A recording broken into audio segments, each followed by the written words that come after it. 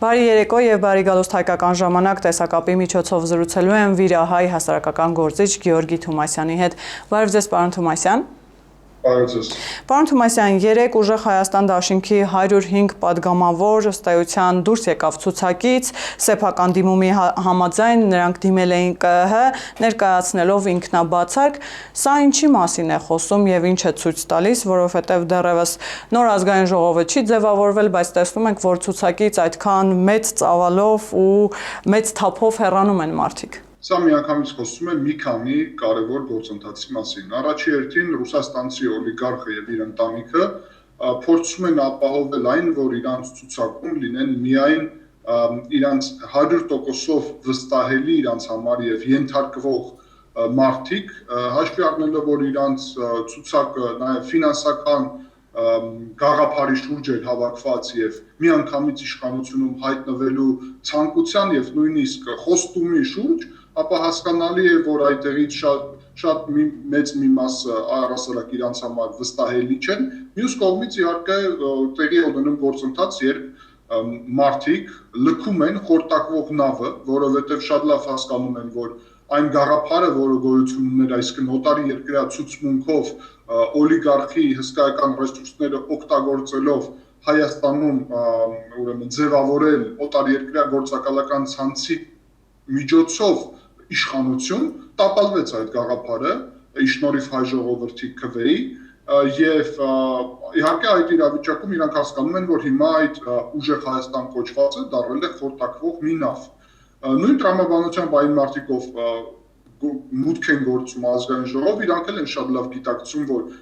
դա խորտակվող նավ է, բայց մյուս կողմից հասկանում են, որ դա գուցե իրանց համար լինի հնարավորություն փրկվելու։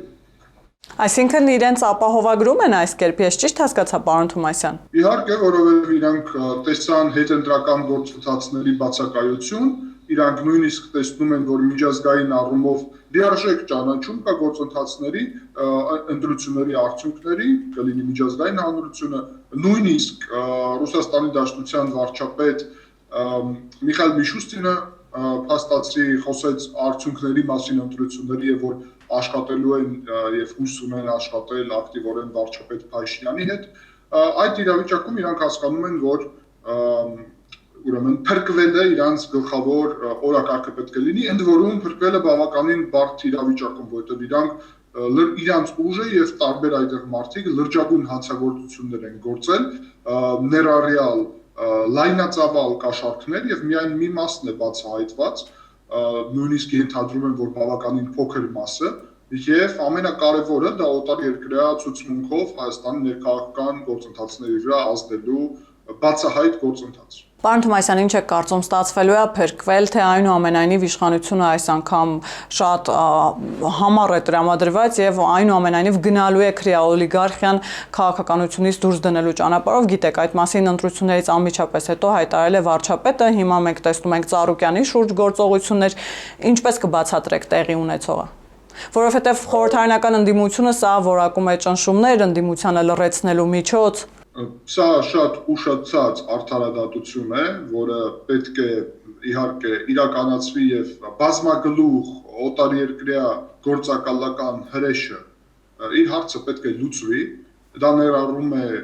երկու նախկին նախագահ զուգահեռ օլիգարխ, ուրեմն Ռոբերտ Քոչարյանին եւ Սերժ Սարգսյանին, դա վերաբերվում է երկու օլիգարխ Սամվել Կարապետյանին եւ Գագիկ Ծառուկյանին եւ իհարկե առանձին տեղ ունի այդտեղ օտարերկրյա գործակալ Կտրիչ Ներսիսյանը, բայց պետք է ասել, որ շատ կարևոր է, որ մենք կարողանանք ձևավորել այնպիսի արդարադատության համակարգ, որ այս որոշումները կայացվի արդար եւ ազատ դատարանի միջոցով եւ իմ ասածը դա քաղաքական գնահատականներ են, բայց իրավական գնահատականը պետք է տա իհարկե ոչ թե քաղաքական նույնիսկ իշխանությունը Հայաստանում, այլ հենց իրավական մարմինները եւ դա շատ կարեւոր է իհարկե ապահովել, կարծում եմ առաջիկայում առաջնահերթություններից ամենագլխավորը նույնիսկ վերաբերվում հենց արդարադատության համակարգի լրջագույն բարեփոխումներին Հայաստանում, որ ապահովենք այդ անկախությունը, զուգահեռ դրա իհարկե պետք է ասել, որ Հայաստանը այն օրակարգը, որի մասին մենք նաև ձեր հետ խոսել ենք եթերներում, որ Հայաստանը եւ Ռուսաստանը պետք է պայմանավորվեն նոր հարաբերությունների մասին, որի տրամաբանության այդ պայմանավորվածությունների տրամաբանության մասը պետք է լինի Հայաստանում, ուրեմն Ռուսաստանի այդ ազդեցության ցանցի ոչնչացումը քաղաքական իմաստով եւ ներքաղաքական դաշտից հանումը, որը նաեւ կբերի նրան, որ քաղաքական դաշտ ազատվի օտարերկրյա ներկայացուցիչներից եւ կբերի նրան, որ ել ավելի առողջ ուժեր հնարավորություն կունենան մրցակցել իրական քաղաքական գործընթացներում Հայաստանի շահերը պաշտպանելով։ Պարոն Թոմասյան, իսկ կապ տեսնում եք որևէ վարչապետի Ռուսաստանի Դաշնության այցի եւ միաժամանակ այս գործընթացների սկսվելու մեջ, որովհետեւ որոշները այսպես պնդում են, որ վարչապետը այցելեց Միշուստինի հետ զրույցներից հետո միայն սկսվեցին գործողություններ։ Դուք որևէ կապ տեսնում եք կամ հնարավոր է նման կապ։ Ոչ իհարկե, որովհետև մենք միջև այդ տեսել ենք Սամվել Կարապետյանի ուղղությամբ քայլեր ամիսներ առաջ։ Մենք տեսանք Ռոբերտ Քոչարյանին սահմանափակել երկրից ելքը դեպի Ռուսաստան, որը համոզված են, որ քրեական գործի մաս է։ Մենք տեսել ենք նույնը Կտրիչ Ներսիսյանի ուղղությամբ։ Ուստի Գագիկ Ծառուկյանի ուղղությամբ այս քայլերը Ռուսաստան այցի հետ կապ չունեն։ Հակառակը դա կարելի ասել ուղղակի ֆիքսելն է այն փաստը, որի մասին մենք խոսում ենք, որովհետև ես իմ նախորդ ելույթում էլ հարցազրույցում էլ ձեր հետ հենց դրա մասն եմ խոսում, որ գործակալական ցանցի հարցը ամեն դեպքում լուծվելու է։ Բայց պարոն Թոմասյան, հասկանանք Ռուսաստանի դիրքորոշումը ինչպիսին է լինելու, որովհետև կհիշեք, օրեր առաջ Մեդվեդևը խոսել էր Գագիկ Ծառուկյանի վերաբերյալ իբրև թե այսպես բռնաճնշումների մասին եւ ասում էր, որ բոլոր ռուսամետ ուժերը կամ կառուցողական ուժերը, ովքեր ուզում են հարաբերություններ կառուցել Ռուսաստանի Դաշնության հետ, ճնշված են Հայաստանում, ճնշվում են եւ ուղիղ մեջ բերել էր Գագիկ Ծառուկյանին։ Հիմա ռուսական կողմից ակնկալել կամ սպասել հայտարարությունների։ Ուրեմն Մեդվեդևին պատասխանելով ասում եմ, որ Հայաստանում կոնստրուկտիվ ուժը, որը ցանկանում է Ռուսաստանի հետ հարաբերություններ զարգացնել, ոչ թե ճնշված չէ, այլ իշխանությունում է գտնվում եւ դա քաղաքացիական պայմանագիրն է։ Ընդ որում ես եւ տարբեր ուրիշ մարդիկ, որոնք նույն օրակարգն են առաջարկում, որ մենք Ռուսաստանի հետ կոնստրուկտիվ հարաբերություններ պետք է ունենանք, ոչ թե ճնշված չեն, այլ հակառակը հնարավորություն ունենք այս ամենը հնչեցնել հայկական, լրատվական, վերլուծական եւ այլ քաղաքական դաշտում։ Ուստի խնդիրը նրանում է, որ Ռուսաստանը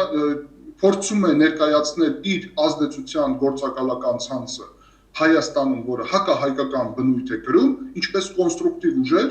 իսկ իրանք ես բազում անգամ դա նշել եմ եւ հիմա էլ եմ նշում, հայ-ռուսական հարաբերությունները ունեն մեկ կոնկրետ թշնամի։ Այդ թշնամին է գործակալական ցանցը իդեմս նույն Ծառուկյանի, Կարապետյանի, Քոչարյանի, Սարգսյանի եւ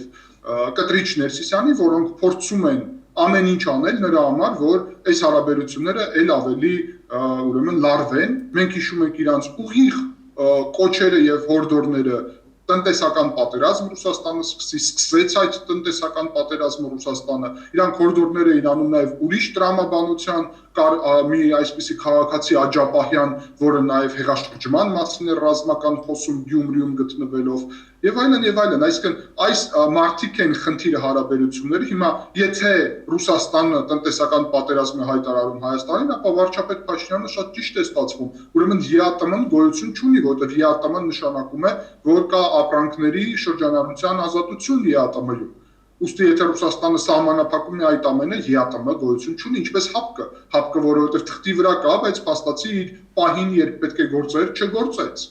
Ուստի Հայաստանն է այսօր կողմնակից, որ ԵԱՏՄ-ն գործի եւ Հայաստանն է պատրաստակամություն հայտնում իդեմս վարչապետի, որ պատրաստ է ակտիվորեն շարունակել իր գործողությունը այդ կառույցում, իսկ հայ ժողովուրդը ապագայում արդեն որոշումներ ինտեգրումը Եվրոպական միության հետ զուգահեռ տեղի կունենա, վարչապետը նշել, ի նպաստ է Հայաստանի, բայց որոշումը կկայացվի ապագայում այդ թեմայով եւ ես ամբողջությամբ կիսում եմ այդ մոտեցումը։ Իսկ ինչ վերաբերվում է այդ ուժերի, ապա իրանց գլխավոր հիմա ամենասարսափելի սցենարը նրանում է, որ Հայաստանը եւ Ռուսաստանը կարող են պայմանավորվել ի վերջո եւ նույն Ռուսաստանը կարող է ընկալել, որ Հայաստանում այս գործակալական ցանցը ոչ թե իրանց օգուտ է բերում, այլ հակառակը դարել է այն ամենածանր բեռը, որը ստեղծում է լրջագույն խնդիրներ հայ-ռուսական հարաբերություններում, եւ ես ուրախությամբ պետք է նշեմ, որ միայն Մեդվեդևը չէ հաստատ Ռուսաստանում, ով արտաքին քաղաքականությամբ զբաղվում է, ընդ որում ամենաագրեսիվ հայտարարությունները հենց Մեդվեդևին են փոխանցում, որ ինքը արտահայտի, բայց այդ նույն խմբակի մասը հենց Լավրովը, Մեդվեդևը, այսինքն ագրեսիվ քաղաքականության, արտաքին քաղաքականության խմբակի մասը, բայց կա ուրիշ մոտեցում իդեմս Յուրի Ուշակովի եւ կոնկրետ նախագահականի Ռուսաստանում, որոնք ընկալում են, որ այս գործընթացները կարող վնասի հայ-ռուսական բազմադարյա հարաբերություններին, եւ ես տեսնում եմ առաջի արդյունքները այդ խմբի կողմից քայլերի, որը ի վերջո վարչապետ Փաշինյանին աղ ու հացով դիմավորեցին Ռուսաստանում, եւ դա կարծում եմ ամենալավ պատասխանն էր բոլոր այդ գործակալական ցանցի ներկայացուցիչների համար, եւ կարծում եմ այդ պայն իրանց երեսները բավականին սարսափելի իրավիճակում էր գտնվում, որտեղ իրանք հաստատ չէին սպասում, որ վարչապետ Փաշինյանին դիմավորեն Ռուսաստանում աղ ու հացով։ Պարոն Թոմասյան, այնուամենայնիվ Վլադիմիր Պուտինի մակարդակով շնորհավորանք չի եղել, թեև Միշուստինն էլ խոսեց, որ ընտրություններից հետո վարչապետը առաջին այցը կատարում է Ռուսաստանի Դաշնություն, բայց ամեն դեպքում անգամ չշնորհավորեց վարչապետին, սա նաև ինչ մոտեցում է եւ ինչ միտում է, եւ նաև զրույցը, քննարկումները Միշուստինի հետ ինչպես կգնահատեք, վարչապետը էլի կառուցողական դիրքից հանդես եկավ եւ ասաց, որ Հայաստանը շահագրգռված է եւ ուզում է շարունակել համագործակցությունը ԵԱՏՄ-ի հետ, հարթել խնդիրները, ինչ է կարծում ստացվեց, հարթել այդ խնդիրները, որոնք հիմա առկա են։ Վարչապետը կարծում եմ շատ ճիշտ այդտեղ հայտարարություններ արեց եւ շատ ճիշտ մոտեցում ցուցաբերեց առհասարակ կոնստրուկտիվ, եւս մեկ անգամ վարչապետը փաստացի այն մարդն է, ով առաջինն է խոսում հայ-ռուսական հարաբերությունները պահպանելու կարևորության մասին եւ ուստի եթե որևէ մեկը դրա դեմ է գործում, ապա պատասխանատվությունը հենց այդ կողմինն է։ Կարծում եմ, որ այս դեպքում Ռուսաստանը դեռ անելիք ունի եւ հիմա այնտեղ էլ բարդ գործընթացներ են տեղի ունենում, դա առաջերտին լրջագույն ճգնաժամի ֆոնին է տեղի ունենում, ռուս-ուկրաինական պատերազմը մտել է բավականին ծանր փուլ, նաև ծանր Ռուսաստանի համար, մենք տեսնում ենք լրջագույն տնտեսական, այդ թվում նավթամթերքի ճգնաժամ Ռուսաստանում, այնպես չէ, որ իրանք շատ ժամանակ են հիմա ուրիշ հարցերով զբաղվելու, բայց ընդհանուր առումով իհարկե ես կարծում եմ, որ ակնկալել պետք է եւ սպասել, որ նախագահ Պուտինը կշնորհավորի վարչապետ Փաշինյանին, ընդ որում դա կարող է տեղի ունենա ոչ թե պաշտոնական նամակով, այլ իրանց հանդիպման ընթացքում, ապագայում, որովհետև եւս մեկ անգամ կրկնում եմ, Ռուսաստանում լրջագույն այսպես առճակատում է տեղի ունենում երկու տարբեր բևեռների, թե ինչպիսի քաղաքականություն ընտրեն Հայաստանի շուրջ։ Մեկ բևեռը բացատրում է, որ եթե իրանք կորցնեն այս գործակալական ցանցը, ապա Հայաստանը դառնալու է հակառուսական պետություն, ինչը լրիվ սուտ է, եւ ես հենց դրա մասն եմ խոսում, որ Հայաստանը օրակարգ հակառուսական պետություն դառնալու չունի, իսկ եթե միայն Ռուսաստանը կարող է իրանց գործակալական հակահայկական իրանց բնույթով եւ մենք դա տեսել ենք ամբողջ իշխանությունը ինչ պատճառով Հայաստանում տեղի ունեցավ հեղափոխություն, որովհետեւ իշխանությունը, որը ձևավորվել էր Ռոբերտ Քոչարյանի եւ Սերժ Սարգսյանի կողմից, հակահայկական էր իր բնույթով եւ հայկական պետության ոչնչացման ճանապարհի վրա էր ուրեմն կանգնած, մենք շատ լավ այդ ամենը բոլորս հիշում ենք այդ իրավիճակը։ Ուստի Ռուսաստանի գլխավոր սխալն է հենց համարել, որ այդ հակահայկական գործակալական ցանցն է իրանց այստեղ ընկերները Հայաստանում, հակառակը իրանք պետք է աշխատեն իմ պատկերացումով լեգիտիմ իշխանությունների հետ, հայամետ ուժերի հետ, որոնք պատրաստ են նաև Հայաստանի շահերը հաշվի առնելով Ռուսաստանի հետ ձևավորել կոնստրուկտիվ հարաբերություններ։ Ի վերջո մեզ լայնածավալ այստեղ աշխարհակաղակական իրավիճակում պետք է բալանսավորել տարբեր աշխարհակաղակական կենտրոնների ազդեցությունը եւ բալանսավորման քաղաքականությունը դա է ներառում, ուստի Ռուսաստանը իր դերը ունի, բայց դա հաստատ այն դերը չէ, որ մենք Ռուսաստանի գուբերնիայի կարգավիճակում լինենք, եւ զուգահեռ դրա իհարկե պետք է ասել, որ մենք Ռուսաստանում ունենք բավականին մեծ համայնք, միլիոններով հայ են ապրում Ռուսաստանում, մենք մտահոգված ենք իհարկե մեր հայրենակիցների ճակատագրի մասին, ուստի Հայաստանի շահերից է բխում նաև աշխատել Ռուսաստանի հետ, բայց Ռուսաստանի շահերից էլ է բխում աշխատել Հայաստանի հետ, որովհետև եթե Հայաստանին դեմ իրանք քաղաքականություն վարեն, ապա Հայաստանը ստիպված կլինի միաբևեռ արտաքին քաղաքականություն վարել, ել ավելի կմոտենա միայն արևմուտքին եւ կխզվի կապերը պատմական Ռուսաստանի նախաձեռնությամբ, իսկ Ռուսաստանը նաև կարող կանգնել շատ ավելի ծանր իրավիճակների շուրջ եւ ես համոզված եմ պատմականորեն էլ եւ հիմա էլ Հայաստանի կարեւորությունը Ռուսաստանի անվտանգության համար բավականին մեծ է։ Նույնիսկ ես կասեի, որ այս պահին Հայաստանի կարևորությունը Ռուսաստանի համար իր անվտանգության համար շատ ավելի մեծ է, քան Ռուսաստանի կարևորությունը Հայաստանի համար մեր անվտանգության համար։ Պարոն Թոմասյան, մենք տեսանք, թե վերջին օրերին ընդդիմության այն հայտնի թեզը եւ պնդումները, որ Եվրամիությունը Հայաստանին չի սպասում կամ Հայաստանը Եվրամիությանը պետք չէ եւ ինչպես դասականներ ասում ճակերտավոր ասած, որ ում եք դուք պետք ով է ձեզ սպասում, մենք վերջին օրերին տեսանք, թե Եվրամիությունը ինչպիսի աջակցություն ցուցաբերեց, վերջինը հատկապես Մարտակոսի լուսանկարը տեղադրած, Ծիրանների հետ կապված ֆոն դեր Լայնի այցելությունը եւ հայտարարությունները, ընդդիմությունը սա որակ էլի խապկանք եւ ասում է, որ տնտեսությունը միևնույն է կանգնելու է կոլապսի առաջ, եթե մի կողմ թողնենք ընդդիմությանը ինչ է կատարվում հիմա նաեւ Հայաստան Եվրամիություն հարաբերություններում եւ ինչու Եվրամիությունը շատ արագ արձագանքեց Ռուսաստանի Դաշնության այս սանկցիաներին, սա արդյոք խոսում է այն մասին, որ Հայաստանը շատ կարեւոր է նաեւ Եվրամիության համար։ Հայաստանը շատ կարևոր է Եվրամիության համար եւ դեռ ամիսներ առաջ նախատեսելով այս ամեն բանը այս զարգացումները ես լինելով նաև Եվրոպական միության իրազեկման կենտրոնի գիտաշխատող Բրյուսելում գտնվող իրանց հետ նաև կոնկրետ բարձր պաշտոնյաների հետ Եվրոպական միության քննարկում էինք այս հարցերը եւ միշտ բարձրաձայնում էի կարևորությունը նախորդ պատրաստ լինելու համոզված եմ նույն տրամաբանության աշխատանք վարել էր նաև Հայաստանի կառավարությունը եւ Եվրոմիությունը հայտնվեց պատրաստ այս իրավիճակին, որովհետեւ իրանք շատ լավ արդեն հասկանում էին, թե ինչ զարգացումներ կարող է տեղի ունենալ, այդ է պատճառը, որ բավականին արագ Եվրոպական միությունը տնտեսական լրջագույն աջակցություն տրամադրեց Հայաստանին եւ ես նկատի չունեմ միայն ֆինանսական օժանդակություն, այլ նկատի ունեմ փաստացի DCFTA-ի տալը Հայաստանին առանց DCFTA-ի տալու, որը աննախադեպ բան է։ Հայաստանը այս պայծրությամբ գտնվում է երկու այսպիսի առանձնահատուկ տնտեսական գոտու հնարավորությունների առջև եւ այն որ զուգահեռ երկու գոտին էլ Հայաստանի համար բաց են, դա աննախադեպ է, այդպիսի բան գուցե ոչ էլ տեղի է ունեցել։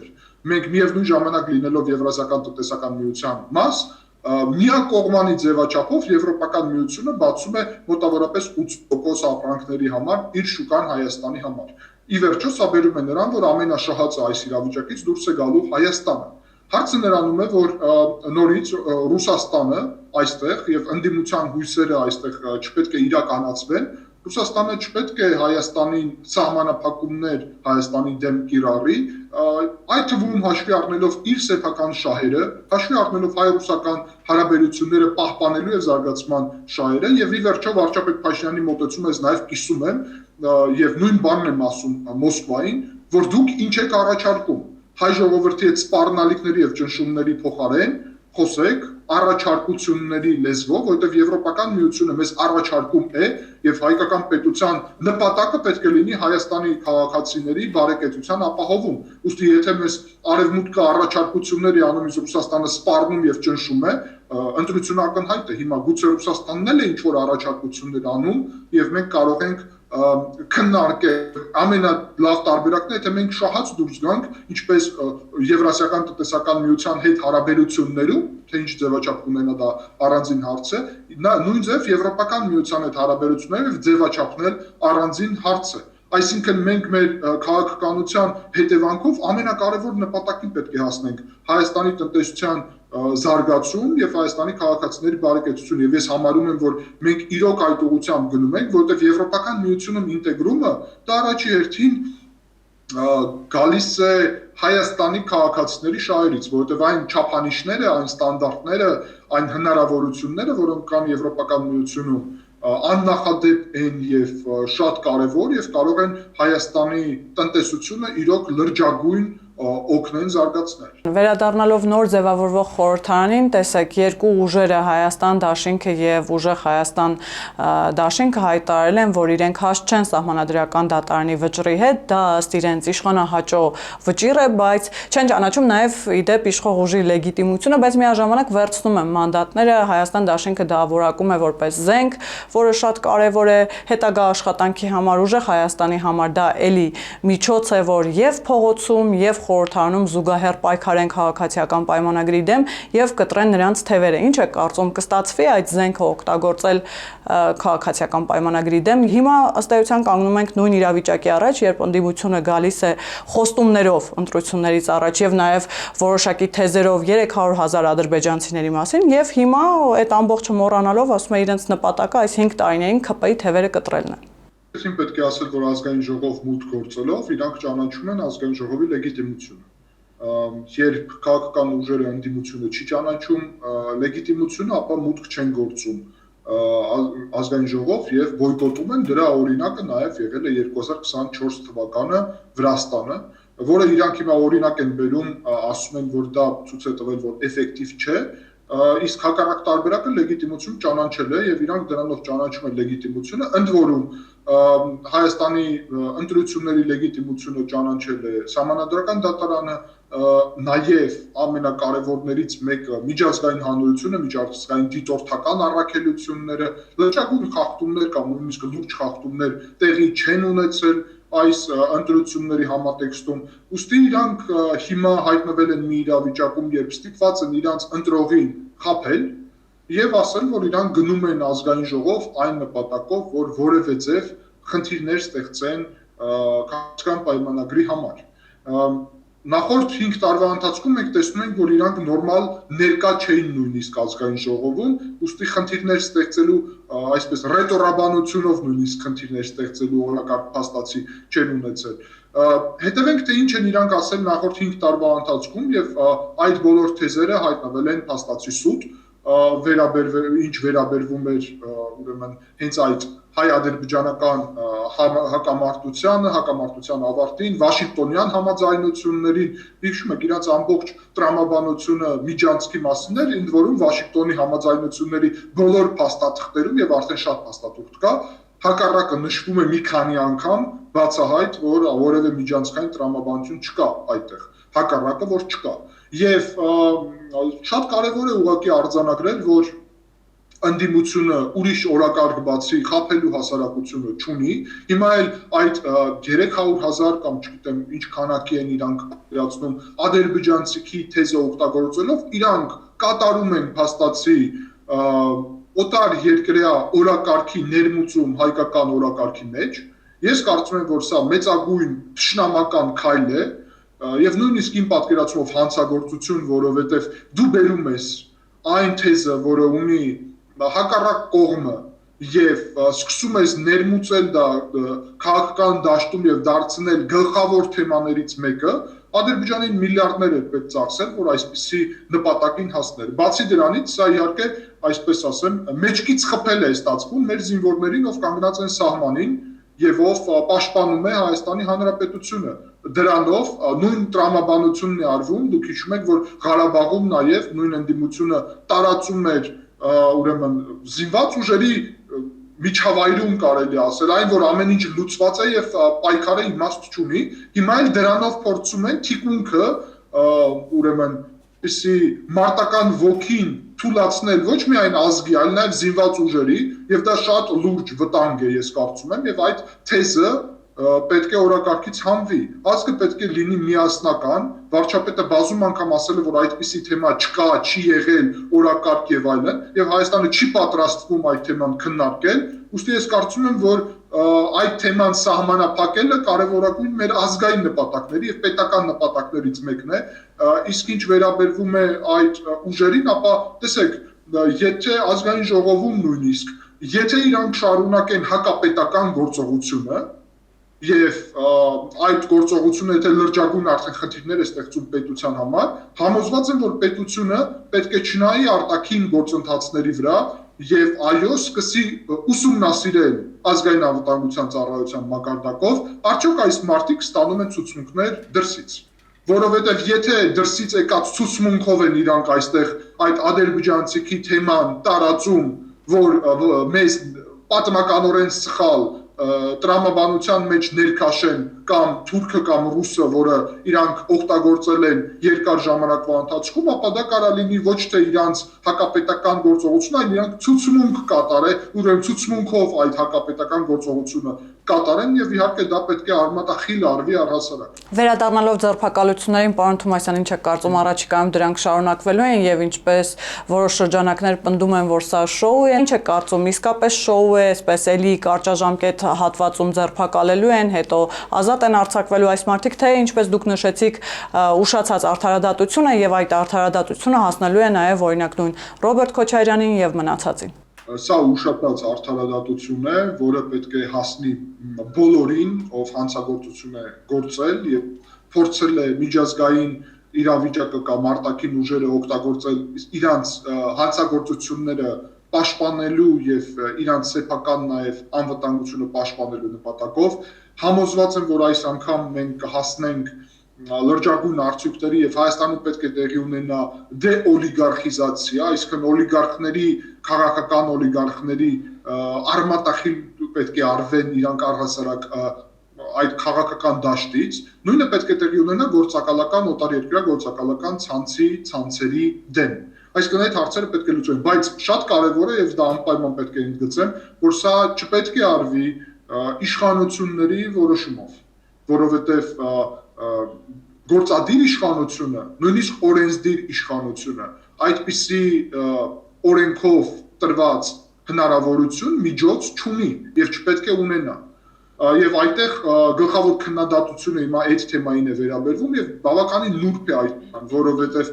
շատ կարևոր է, որ գործադիր եւ օրենսդիր իշխանությունները ձևավորեն այնպիսի արդարադատության եւ դատական համակարգ, որը անկախ եւ թափանցիկ ձևաչափով իմ նույնիսկ եւ ուրիշների քաղաքական գնահատականը որոշում կկայացնի եւ որոշում կկայացնի անկախ մեր քաղաքական գնահատականներից եւ այո, եթե մարդիկ իրոք հանցագործություն են գործել, թող դատարանը դա որոշի, եթե որևէ մեկը չի գործել այդ հանցագործությունը, ապա մենք իհարկե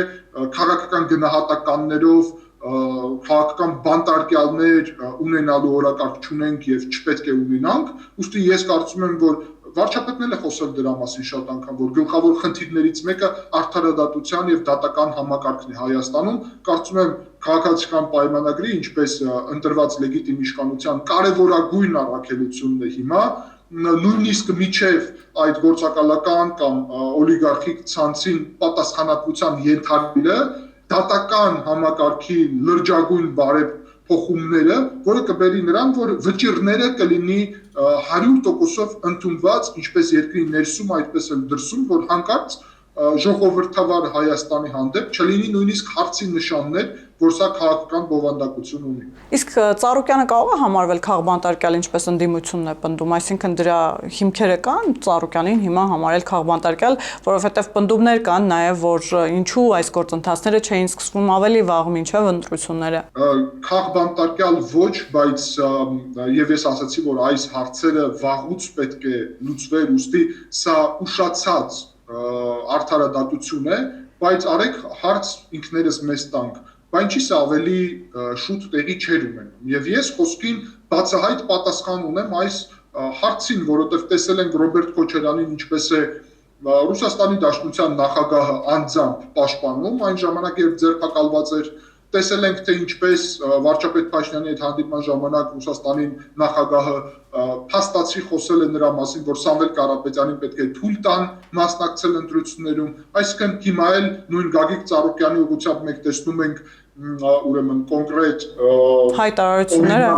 հայտարարություն Մեդվեդևի, մենք տեսնում ենք Կտրիչ Ներսյանի ուղղությամբ շատ բարձր մակարդակով արտաքին գործերի եւ այլն Ռուսաստանից հայտարարություններ, այսինքն ակնհայտ է, որ Հայաստանը քաղաքական որոշում էր կայացրել իր ժամանակ, որ արդարադատությունը լիարժեք տեղի չունենա, որովհետև ի վերջո, որովհետև լրջագույն ճնշումներ կար Հայաստանի վրա, մենք տեսնում ենք այդ ճնշումները իրական են, դա ուղղակի խոսքեր չեն, դա շատ լայնածավալ տնտեսական ճնշումներ են եւ ոչ միայն կարա դա չսահմանափակվի իհարկե միայն տնտեսությամբ, այսինքն պետությունը չի կարող անջատ արտաքին իրավիճակից քննարկել իր սեփական ներքին քաղաքականությունը։ Մյուս կողմից հիմա երբ ինչ-ինչ այդ թվում տնտեսության դիվերսիֆիկացման եւ պետականության ինքնիշխանության ամրապնդման ֆոնին քաղաքական սահմանափակումը այդ արդարադատության վրա հանվում է, կարող է այո ստեղծվել իրավիճակ, որ մարդիկ սա դիտարկեն ինչպես քաղաքական գործընթաց կամ ուղերձ, հատկապես երբ ինչ-որ հայտարարություններ են այս թեմայի շուրջ քաղաքական արվում, եւ դա է բերում նորից մեզ այն հարցին, որ շատ կարեւոր է, որ այս որոշումները տեղի ունենան արդեն բարեփոխումների հետևանքով արդարադատության համակարգում, այսինքն ես կարծում եմ ազգային ժողովի նոր ազգային ժողովի առաջին հենց առաքելությունը վերաբերվում է արդարադատության համակարգի լայնածավալ բարեփոխումների սկզբին, ընդ որում վարչապետ Փաշինյանը դրա մասին խոսել է, նույնիսկ կոնկրետ առաջարկություններ է արել, նույնիսկ խոսել է, որ կոնկրետ խնդիրները հենց այդտեղ է եւ չեն կարողացել դեռ լուծել այդ խնդիրները, ուստի կարծում եմ սա լրիվ համահունչ է նաեւ վարչապետի մոտեցումներին։ Շնորհակալ եմ, պարոն Թումասյան։ Ես շնորհակալ եմ։ Հիշեցնեմ, որ տեսակապի միջոցով զրուցում էի վիրահայ հասարակական գործիչ Գեորգի Թումասյանի հետ, կհանդիպենք։